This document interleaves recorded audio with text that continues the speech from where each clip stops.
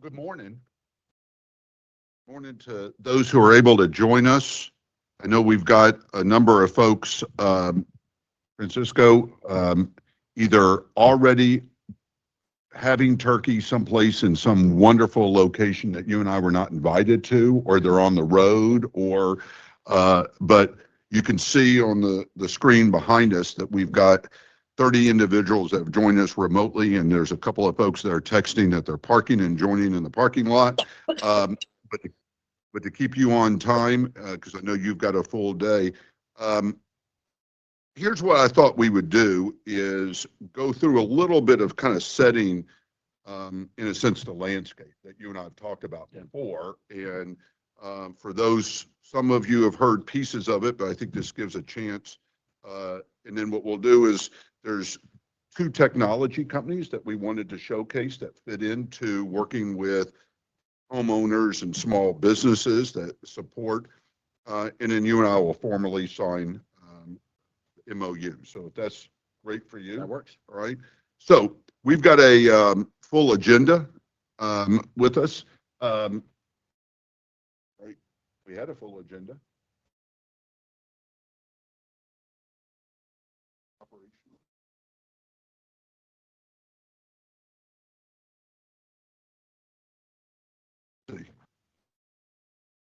Right. I may go up there. Yeah.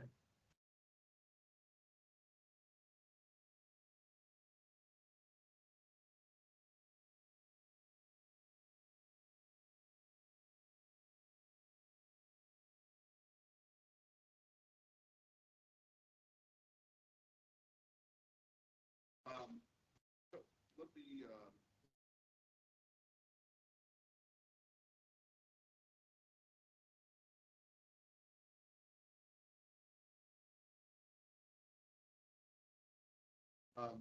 so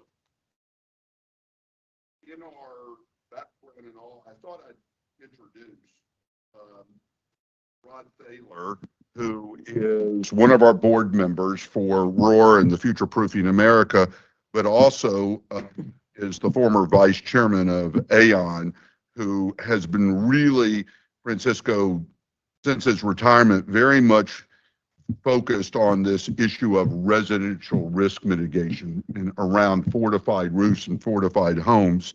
We'll talk a little bit about why this, why now, and we'll go through this agenda. But Rod, if you would like to make a few remarks, I think you're still muted. So if you want to unmute yourself, that'd be great.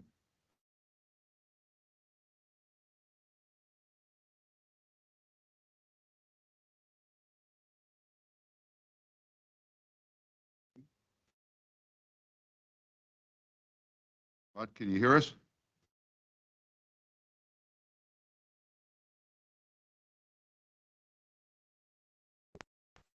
Can you hear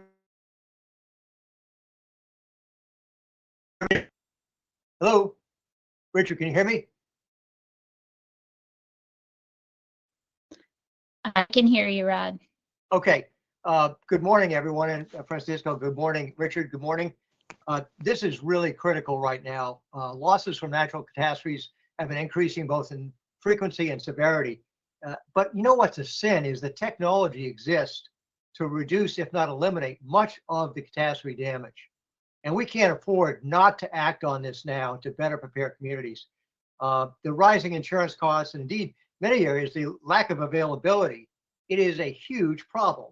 And the big dark cloud on the horizon is the looming devaluation of assets by public and private sector institutions. So something's got to be done. And I am really impressed by the group of senior executives from different industries that Richard has assembled.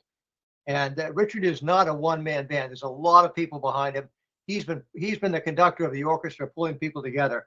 So how are we going to do this? Future-proofing America is systematically harvesting and synthesizing the best standards for resiliency, including both commercial as well as residential infrastructure, as well as communities. Really pulling together the best practices for resiliency. And the focus is on achieving a reduction of at least $6 for what you spend for mitigation, $6 reduction in the losses. That's huge, at least that. So he's convening experts from not just insurance, but architects, construction, real estate developers, rating agencies, finance, actuarial, a lot of folks who normally wouldn't be at the table, because this is an all hands on deck crisis and everyone has a dog in the fight for resiliency. So all this sounds great, but we got to create proof statements. And what Richard has really been focused on is getting stuff done. He uses another word, which I won't use, but he gets stuff done. But the only way to build momentum for any kind of meaningful change, you have to show success. You need to show successful proof statements. So FPA is not just about convening conferences. Okay, that sounds great, you may say. Well, how do we pay for this? And creating innovative ways to access capital to help people and businesses overcome the first cost hurdles, because making properties more resilient costs more, maybe 20 to 30% increase in cost. So how do we do that? Well, we need to appeal to enlightened self-interest. We need to articulate empirically how businesses and homeowners will benefit financially and in other ways, safety, security, by investing in resiliency. So in effect, and this is the last thing I'll say, FPA, Future Proofing America, is seeking through its ROAR partners, which is the Resilient Opportunities Advisors and Resources, to innovate new financial products and new ways to access traditional capital to, in effect, unleash the power of our free market economy to move the dial on resiliency far beyond what the government could do on its own. And in this respect, federal agencies such as SBA will be the critical catalyst in setting this in motion. So thank you so much, Francisco, for your support.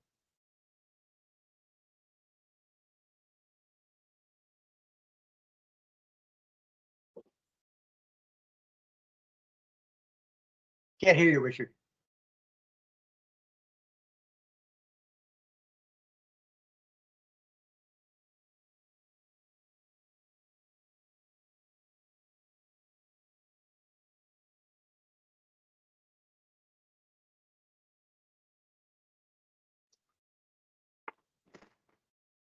Can you hear us?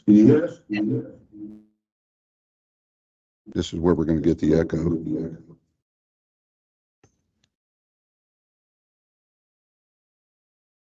Try one other thing.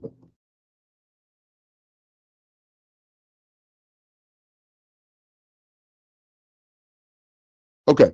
We're going to deal with the echo. So let me share one or two more things here. And this way we can keep on moving through a number of pieces that we need to really highlight, I believe. So, Francisco, you and I talked over the years when you were here, now up in DC, about the critical work that often occurs in the recovery mode in the rebuilding.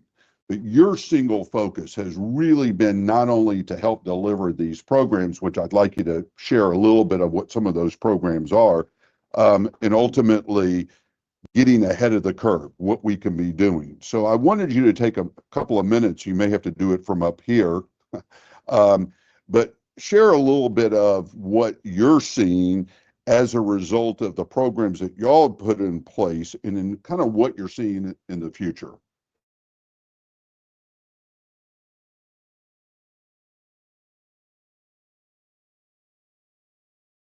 Good morning, everybody. Well, thank you for joining us this morning on the holiday week. I know there's a lot going on, and really appreciate the hospitality here in Houston. I think Richard, as you mentioned, we've been working at this for a while.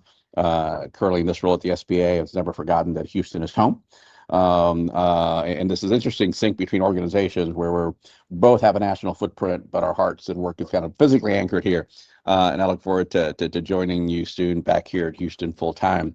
But what we've seen, and what I've seen now in sort of the 2 years and 11 months in this role, is the need to transform SBA's approach to how we handle disasters. So we're not only a lend and leave organization like we used to be, and we did that well, but how do we grow to meet the increasing challenges and pressures that we've got? Just in the time that I have been here, 1,500 disasters with more than $7 billion on the ground to help disaster survivors. Today, we're on the ground for 27 separate disasters, and we have staff on the ground and about 377 counties and 284 disasters where we have open disaster declarations going on right now. And to give people the scope of a better sense, because we always talk about billion-dollar disasters, how often they happen, and they're increasing. But I want you to sort of walk away with what the work is and why this is important. 2017, it was about 33 days between the average between every billion-dollar disaster. Right now, we're at about 17 days average between a billion-dollar disaster. In the most conservative estimates, in the next 5 years, we'll be having a billion-dollar disaster about every 7 to 8 days, so every week. We're not built for that in the federal level. Our states aren't built for that. Our local communities aren't built for that. And for those that would say, hey, like, it's a big country, like, we're not all going to get hit all at the same time, like, we can handle it. In this summer alone, I was at 6 different states where they each had at least 3 active disasters going on at the same time. So it is a real possibility. It is a real challenge that we need to tackle. And we've been doing the transformation, which is really the greatest transformation of SBA's disaster enterprise in the agency's 70-year history by tackling 3 things. One, we moved from the Office of Disaster Assistance to be the Office of Disaster Recovery and Resilience. So we're tying resilience to recovery in everything that we do, and we'll talk about the importance of that in a second. The other is customer first and technology forward, opening the paths for governors to be able to access our resources more often, easier than ever before. And third, leading from the ground up. And so that access to capital is absolutely critical, because one of the things that I consistently hear, well, we have done an extraordinary job of putting lending dollars out the door, is what I hear more and more from businesses is I can't take another loan. Like I've done post-COVID, I'm trying to survive, or I'm growing, and now we're adding a disaster loan on top of that. So it is that repetitive need for capital that we need to tackle multiple fronts. How do we make it easier, more affordable? How do we just mitigate against that so they don't have to come to us in the future? And then how do we maximize that investment? Rod talked about a few things.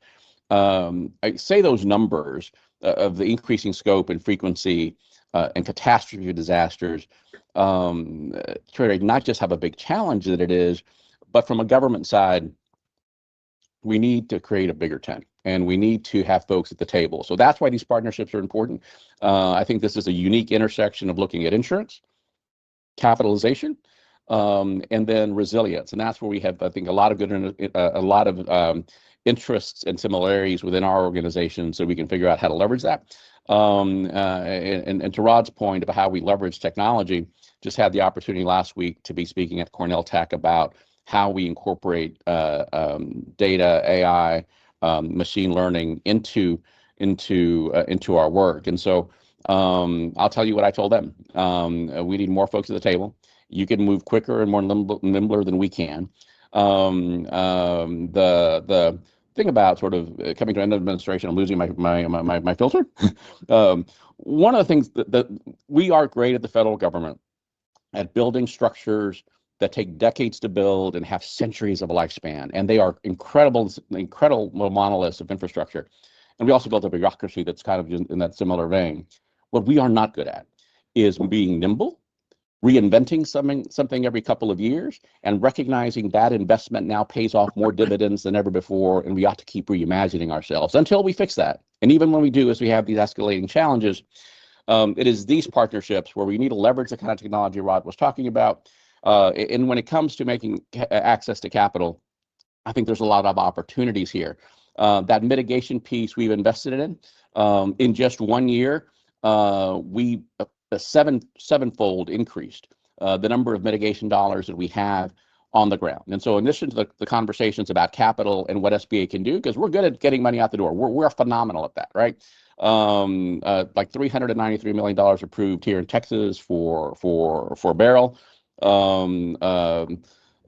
What we need to figure out is how we layer that on top of the other things entrepreneurs have the access to do that, and how do we get into the space of ensuring that our homeowners also do that as well, because those are your employees, that's your customer base. And so that's the challenge that we have. I'm excited for the opportunity to see how our strength of getting capital into the hands of disaster survivors can be a part in an organized way of this larger picture of capital stacking, of addressing the insurance issue. 2 things where there's an opportunity aside from just the sheer amount of dollars we get out the door after a storm. is how do we utilize 504 lending we've got in SBA for non-disasters that actually allows you to invest in ways that'll be more mitigated. With 19 million small business applications in the past 3.5 years alone, we are seeing an economic boom. But what better time to approach entrepreneurs about ensuring their business plan includes a resilient strategy for a competitive edge? And I'll close to the other point that was made earlier about how do we incentivize and how to make it a self-interest, because really we need to overcome this sense of I'm making an investment in mitigation. It is an investment. People look at it as something they're being forced to do, but it pays dividends. And on the front end, we talked about the sheer amount of dollars that saves in the long run. But let me put it in very stark terms for local economies and for business. For business, the Temple University did a study for about the past 12 years of data, and it found that if you took SBA disaster capital, low interest long-term loans, that you were actually 80% less likely as a business to stay in the market and not be forced out of business. In addition, you increase revenue, you increase your employees, and you were actually taking on more debt, and not in a bad way. Within 2 years, you were buying new equipment, expanding your business. The investments that resulted from being able to get you on the ground, get you back open quicker than before. And what we found was an increased rate of businesses exiting the market if they had not taken that low interest long-term loan. And these were not businesses that were on the margins. These were businesses that were doing well, but entirely set on a different path just because they didn't take advantage of capital, low interest long-term loans. And I'll close with the importance of what this means mid to long term for economies. The Belfort study at the Kennedy School, along with McKinsey, just published a study, or it's about to be published. So numbers will be fuzzy here, but just so you have a context, we've always heard and just anecdotally believed that the quicker you get money out the door, the quicker your recovery starts. What that study will show is actually validating that. If you get this money out the door quicker, whether you're state, federal, nonprofits, or whatever, the quicker you spend the money for recovery, 2 years down the road, you're likely to have more GDP, less poverty, and greater employment. If you don't have to get every answer right in how you spend the money. Just spend the money. If you don't, you will find 2 years after impact, lower GDP, increased poverty, and less revenues. And for our part, here's what we've done, and this is with our strength really is capital. How do we maximize that beyond us? Part of what we did early on is making sure that we got capital on the ground quicker than ever before. So before the transformation and before the change we've done, the average was 103 days by the time you applied with SBA, you got your loan approved, and you got your money in the bank. And 103 days was the average. We have now cut that in half, and in most cases, 7 to 9 days, you will get that money in your bank. And so we're moving at a pace now that either keeps up with private industry or is doing better. So how do we make that? So it's not like if we carry out this formula of what your menu is as a business to build back and be more resilient, you're no longer waiting for us to come in at some point. We're already there. We're getting the money quicker. So I think there's a lot of opportunity there. And I look forward to the discussion on see how we can continue to push this forward. That's the reason why you're the great leader that you are. I want to highlight a couple of things that you said. And truly, based on your experience of being on the ground prior, you see what happens house by house, street by street, small business by small business. And I think that's been a welcome benefit from looking at it at the national perspective. These are a couple of things I want I want us to highlight that are now permanently in. Like you said, SBA has shortened the time down to get resources. Number one. Number two, there's been a lot more work about these kinds of partnerships that we're signing off on today. I went online and looked at and I couldn't believe that literally on a daily basis, every other couple of days, SBA, through its regional offices, district offices, are hosting all kinds of technical assistance and training to help individuals connect. And then the most recent is this guidebook, which I think really focuses on this aspect of pre-disaster resilience. So through your work, thank you, thank you, thank you. I want to highlight a couple of other parts that we talked about, and that is this capital formation, because there really isn't ever going to be enough money that the federal government can appropriate. Never enough money for state, local governments to appropriate. There's a lot of different sources of capital, and I think that's one of the hallmarks, Francisco, that you and others have really been trying to work on, and that is the recognition that, one, we can't keep on tapping the taxpayer. They're exhausted. But there are other forms of capital that we need to bring into the capital stack. And some of it can do some of the fill in the gaps, so to speak, of what SBA, FEMA, HUD, other federal agencies, state agencies can do. So I wanted to make sure folks heard today that one of our collective partnerships, along with others, is to really expand the resources that are available. And part of the challenge, I think, that all of y'all in some way, either here present or joining us or listening to the recording, is there are a lot of forms of capital. Sometimes it's very difficult to figure out who's got what and how I get through the haystack. And I do believe that is one of the collective, all of us have a responsibility of helping folks connect to those resources. Now,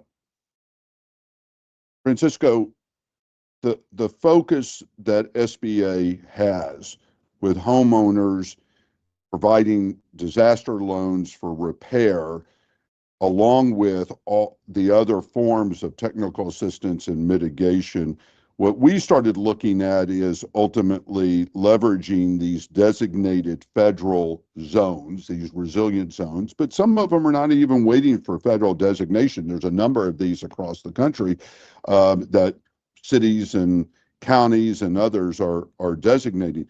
I think the most important part that we felt very strongly was that we can fix the sticks and bricks, but if we're only helping the individual survive, not thrive, we really have not. And so I want to say that you lay a challenge, you put a marker on the table for all of us in this partnership that we look forward to working with the team over the next many months, many years, is to connect that dot between addressing the sticks and bricks, but also helping individuals, neighborhoods, communities thrive once and for all, not just get one, man, we made it through and now we're just kind of praying that the next one doesn't show up. We need to help folks get to that point of being able to thrive.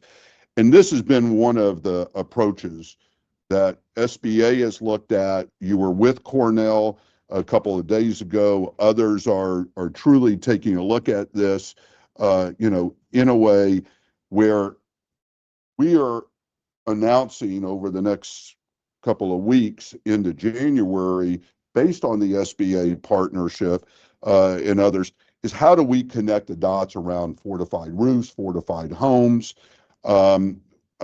with the Institute for Business and Home Safety.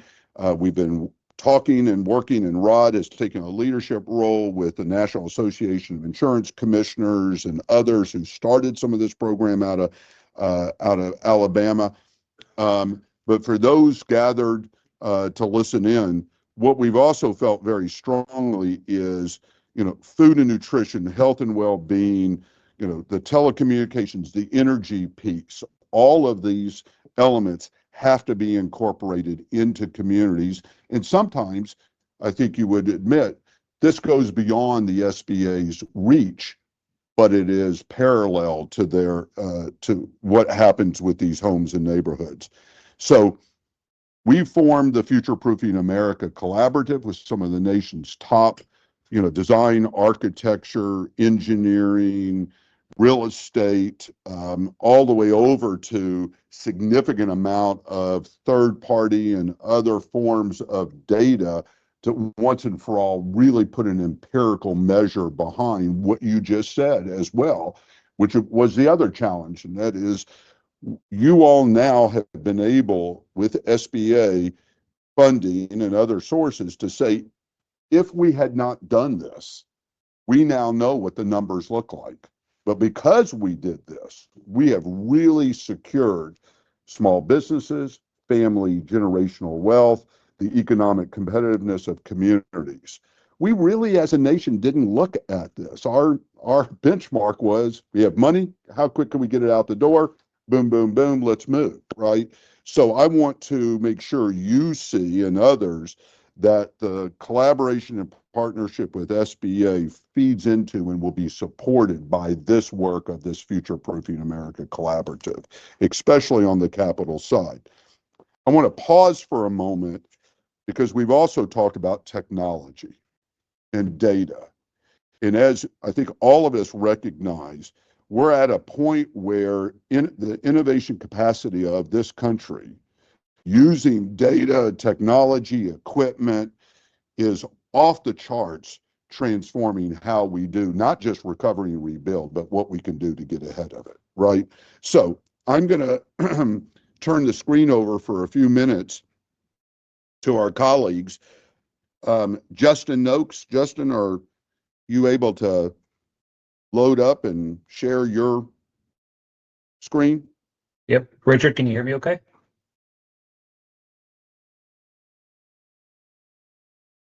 Justin? There we go. Richard, you got me okay? Yes, sir. Yes, sir. Okay. So good morning, everybody. Francisco, good morning. First of all, just want to take an opportunity to say thanks for the opportunity to present this morning. And I would just like to also acknowledge that resiliency is such a huge part of what we're trying to achieve here and where we're going, and especially from a small business perspective. The numbers are very, very clear, especially in the state of Texas. Over 99% of all the businesses in Texas are small businesses, and small businesses employ almost 45% of the workforce in the state of Texas. So ensuring that we have resources available to keep our small businesses resilient before, during, and after a storm is super important to us and super important to the economy of the state of Texas and the ability for Texas to recover. So in conjunction with Texas Search and Rescue, Texas Mutual Insurance, and Texas State University, we built a tool called Before, During, and After to help small businesses be able to, number one, be able to take an opportunity to give them a tool to prepare for disasters. And we really like the emphasis on before, and that's where a lot of our tool really comes into play. And I love what we're talking about as it relates to being more resilient and being and working on the mitigation side of the house. Because I think when it all comes down to it, being able to be resilient before a storm is absolutely critical. One of the things I really like about this tool that we've built is, as we all know and have heard for many years now, all disasters are local. And I think from a business perspective, being able to find a way to wade through all of the information and all of the data out there to really truly understand what you're at risk for is something that's really important. So how do you do that? How do you go through and say, what's my biggest risk and what do I need to prepare for? And I think one of the things that we really have to remember from a small business owner perspective is every small business owner plays every single role within their operation every day. And so where do you find the time to be able to go in and build an emergency response plan? Build in a resiliency strategy. What do you know what you're at risk for? And so if you've lived in the community for years, then you probably know, because you've probably been through a few things, because as we've said over the last couple minutes, the billion-dollar disasters are coming more frequently. And if you look in the state of Texas, it seems like billion-dollar disasters are almost an every year thing, every other year thing at least. And I think we've been constantly working on billion-dollar disasters at least since 2017 and Harvey. It seems we've been constantly working on issues. So how do you go in from a small business perspective and say, what am I at risk for? So one of the things I really like about the Before, During, and After tool, and I think one that's really sets it apart from other platforms out there, is the ability to be local. So if you go to the Be Informed, I think information and understanding what you're at risk for is kind of the key to this success. And so if you're in Denton County, then you can go in and see, what's going on today at the Office of Emergency Management in Denton County, and it pulls up the resources and says, as everybody prepares for the Thanksgiving holiday, here are some things that you need to know as it relates to traffic, as it relates to this inbound weather system, as it relates to how you fry a turkey or something of that nature. So it really just gives you an opportunity to say, what's relevant to me? It's great to know what's going on from a federal level and a state level, but if I know that I'm in Denton County, if I'm in the city of Denton, or if I'm in the city of Argyle, what really is important to me? And then what resources are available? So how do I go in? How do I look at the things that really matter to me? And how do I understand what's happening at my doorstep and how I can prepare for that? So that really gives us an opportunity to go in and start building the readiness roadmap, to go in and say, what are some things that I need to be aware of? And I think one of the biggest and most important parts of being ready is knowing that something's actually going on. So how can I come in and sign up for alerts? How do I come in and sign up for information that's relevant to my location? And then whenever that does happen, how do I ensure that I have a plan for what to do and how to respond? And another aspect of that is, how do I get in and how do I support my community? Because we all know that small businesses rely on our community much more so than national-wide businesses. But we want to make sure that they can get back to their community. So really the tool that we're focused on is being able to provide a resource to small business owners that give them everything that they need at their fingertips to be able to go in and build a plan, understand what they're at risk for, get information, and continue to be open during times of disaster. Because really, if you think about it from an economic engine, it really is our small businesses that drive the economy in the state of Texas, and we want to make sure that we can keep them open during disasters. As we talk about the economic impact, it is okay to say being resilient is an economic driver, because there's no way you can continue to operate your business if your business isn't open. So we've got to worry about that. We've got to think about that. We have to plan for that. So this is just the beginning. I'm excited to say that we're working on a new ecosystem for the before, during, and after program.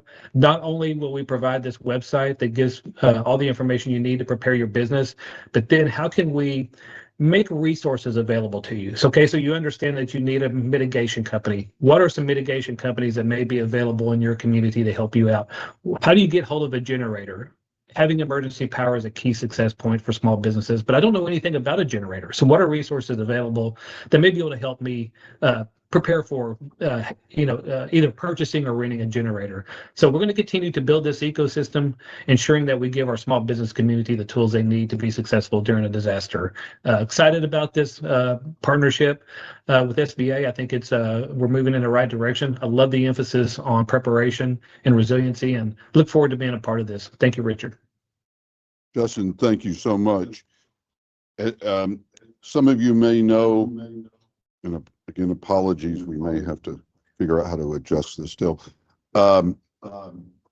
Justin comes from spending an inordinate amount of time leading the disaster response and recovery for an organization called HEB Grocers, which in Texas is, nationally has been identified as one of the top grocers, but also probably the most spot on for being there early and often under Justin's leadership. So Justin, thank you so much for your leadership and your continued leadership. Jacob, are you able to Yes. share your screen? Yes, absolutely. Can you hear me? Yes, sir. All right, awesome. So good morning, everyone. Richard, thank you so much for the invitation to speak here today. I'm very excited about everything that you're putting together and everything that you've helped us with and you're helping the community with. So when we talk about DRODAT and what we do and what we've put together, imagine kind of being able to see the true risk level of every property in a community, not just through estimates or outdated assessments, but through precise current data. That's what we've created here. And we've let me built make a sure- program. Hold on, Jacob, make sure I don't see your screen yet. Okay, let me make sure it's coming through.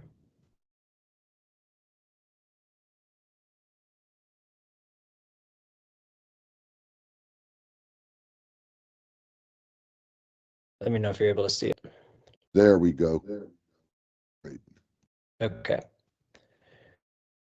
So what we've been able to build is autonomous drone systems that can fly over entire neighborhoods, scan thousands of properties. We collect that data from those images, and then we're able to process that using artificial intelligence, combining it with hundreds of other data sources like weather, wind, precipitation, inspection, previous inspections. We're able to get roof age and then kind of come up with a true and accurate risk assessment based on today's true scoring models.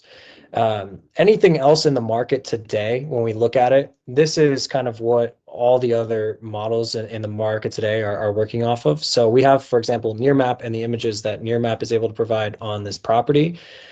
With this imagery, it's good and it's better than Google Maps, but you can't really tell too much about what kind of damage exists on this property. So any other model that exists, and we also have another competitor which you can consider, we'll look at Eagle View, which many of you are probably familiar with.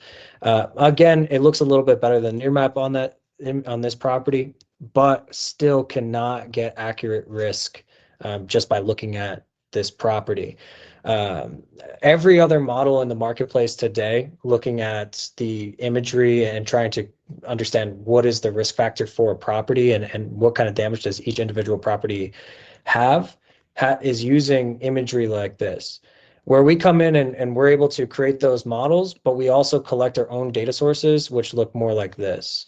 So when we fly over neighborhoods, we scan thousands of properties, we're capturing imagery that looks like this. And this is on the same exact house, same exact property, between what exists on the market today and then what we are bringing to the market. We're able to understand what does a property look like today and build real accurate risk assessments. So we take that data, like I said before, we take that data, we're able to process the images, find all the damage within the property, combine it with all of our other data sources, which like our wind, permit history, tree coverage, water pooling, sun exposure, and hundreds of different kind of data points to come up with what we would call today's risk assessment. Now, what's cool about that is that we're not just looking at individual properties. What we're able to do is group properties together on neighborhood levels, let's say within zip codes or within, we can look within zip codes, census tracts, grid views, heat maps, neighborhoods, and many other kind of tracking. So we can see what does each individual zip code look like and how do they compare, so we can find kind of trends of issues. And we could tie it in with other data like census tracts to find at-risk neighborhoods, neighborhoods with low income that also have the majority of damage. Kind of the opportunities with the data becomes limitless. And I'm very excited to kind of show this off. And I'm excited to be able to speak today. I appreciate you, Richard. And yeah, that's what we're doing here at DRODAP. Great. Thank you. To both Justin and Jacob, I'm looking at Francisco and we're shaking our heads about, oh my God, what we've all have had to use previously in the way of information and data has just been something a little bit less than viable. And now we've got a significant amount of information to use. I'm mindful of time, and I want to make sure that we're moving ourselves along. Give me one more second, but Jacob, thank you. All right. Thank you so much. Francisco, one of the pieces that I think we've all discovered over the past several years is that entrepreneurship and innovation exist in lots of different roles, which is another place that SBA has taken leadership along with the Economic Development Administration and others, but also you now have, which we've brought together, you have smart tech, smart cities, you have property tech, prop tech, you've got insure tech, right? You've got green and sustainable. All these now, they can't be in their silos anymore, right? All of these need to be brought together. And again, I think that this has been one of the hallmarks of what you and your team have done and taken the leadership role. So I'd like us to formally sign the agreement. And if there's a question or two, what I would also ask is those of you who are all online, I think it'd be really cool if you would turn on your cameras so that we actually see that some of y'all are with us live, and also that you're not sitting with your pajamas on. Is that okay? So see, there's actually lots of folks, and we'll expand this out. Let's sign, and then if there's a few questions, and then I know that you've got a hard stop at 10 to go to the next event. Perfect. Thanks everybody for joining. I know pajamas at home was an option, Richard. I learned that in COVID very early on.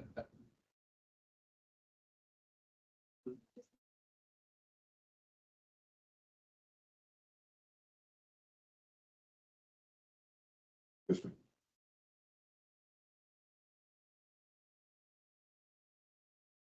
Ready? Yeah.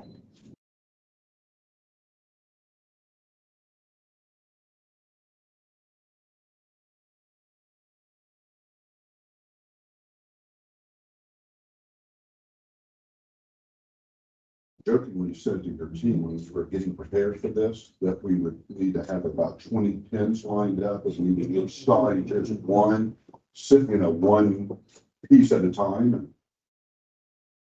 Well, I'm glad Richard signed the signature page without looking at the fine print he attached to the document beforehand. I appreciate the financing of SBA that you're providing. Is there an agenda that I just did not know about? Well, listen, thank you. Thank you so much. Thank you for your leadership. Thank you to the SBA team that's here and back in Washington. I know that as the future moves forward for you personally and professionally, you will always be joined at the hip of what we're all trying to do. And your experience and brilliance are just on the next stage of what your career seeks to do. And then with your colleagues here from the SBA, who play a day in and day out role at the district, regional, and national level, we look forward to, over the next couple of months, next couple of years, helping bring what we can as a partner to what you all seek from us. So thank you, thank you, thank you for your time and efforts. Thank you, everybody. Now, I don't know, and I'm gonna do this purposely, Francisco, is that if there are any questions from anybody that wants to ask a question or two from the remote audience, we've got just a minute or two. Anybody got a question or thought real quick?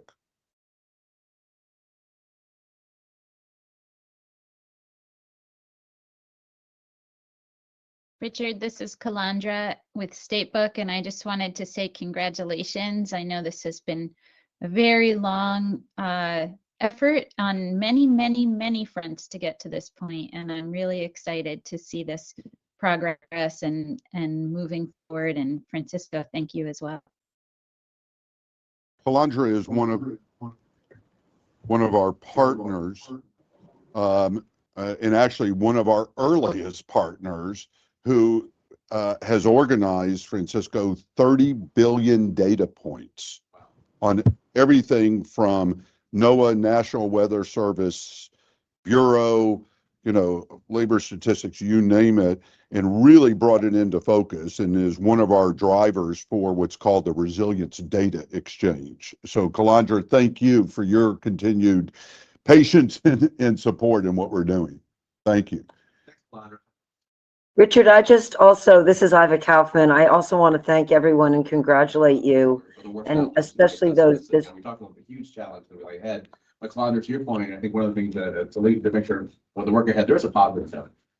The incredible things that are happening with the data points, the technology space, all of these things, you took a Moore's law and all of these things, but the exponential way in which we can use data and technology to catch up with the issue is such an incredible path and an opportunity for us to tackle those challenges. Right.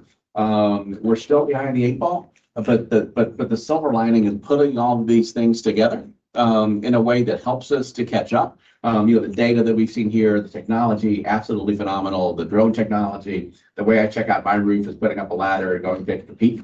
Imagine being able to collectively do all of this and put these data points together to find paths forward that are really tailored. The drone folks talked about it, sort of hinted at it. You've got this vast scale of properties and infrastructure that needs to be hardened. Is how do we use these technologies, all these data points together? And the biggest challenge, I would say, moving ahead, is I kind of draw the parallel to the challenge we had in emergency management. And I was telling this to folks at Cornell. 15 years ago, we were making high impact, high consequence decisions in a condensed time frame with not a whole lot of information. Right. Just our guess or previous experience. Today, we're still making high impact, high consequence decisions in a condensed time frame with too much information. The blind spot is still the same. So as you go forward in this technology spaces with data and how you consolidate that, it's really how we have all those pieces working together. And I think the greatest thing that'll help us sort of catch up with the challenge, and maybe even get ahead of it if we do this well, is utilizing all the things you're working on here on the technology space and data and AI and ML in a way that starts creating those tailor-made solutions for businesses and individuals, and really simplify what this complex process is into things that are meaningful and actionable that people can create their own plans for this technology to be hardened and resilient. And you said the right phrase that you and others have challenged us over the years. We are drowning in data and thirsty for actionable intelligence. And I think we're there.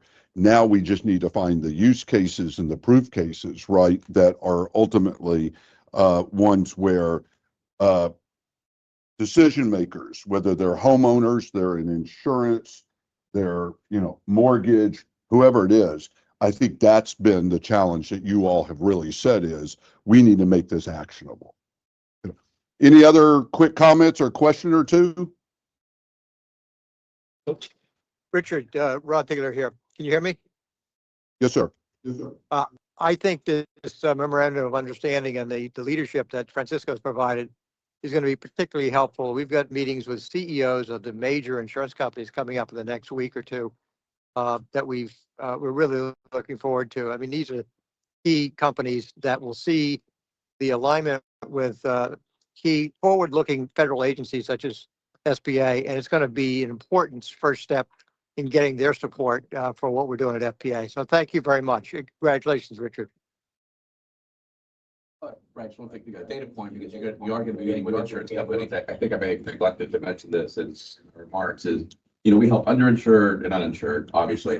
But we went back and looked at the data. It's about a year old because we switched platforms, but it's still pretty solid number. 34% of our disaster lending goes to individuals with no insurance at all.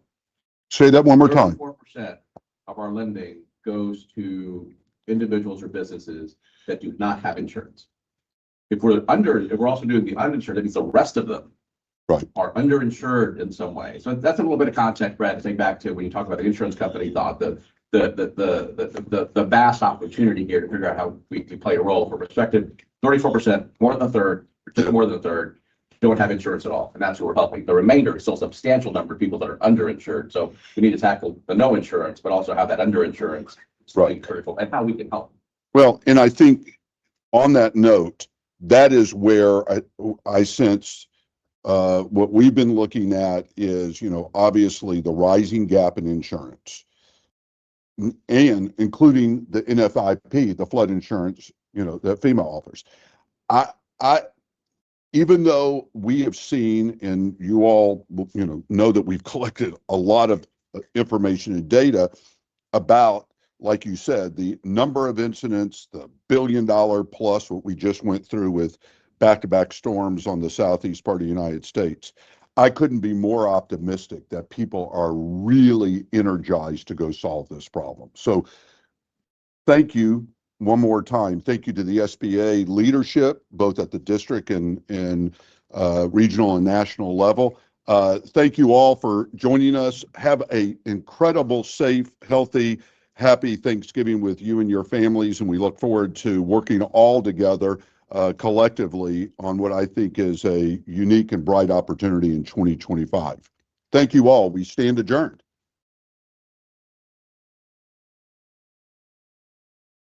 Thank you, Richard. Well done, Richard.